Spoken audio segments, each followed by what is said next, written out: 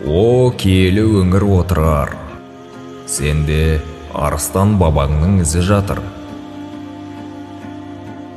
Атыңды әлемге паш еткен Әл-Фарабидей ғұлама, Қайырхандай ер жүрек бабаларды дүниеге әкелді.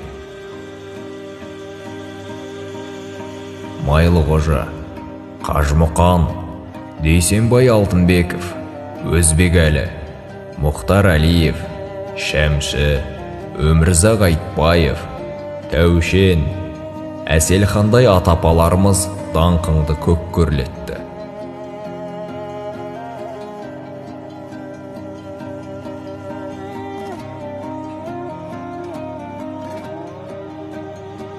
Мұхтар Шаханов, Бегалиев Оңалбек, Қуаныш Айтаханов, Шалатай Мырзахметов, Серікжан Сейтжанов, көпендей ағалармен бірге жүрміз. Әлі қанша дарынды перзенттерді туғызасың.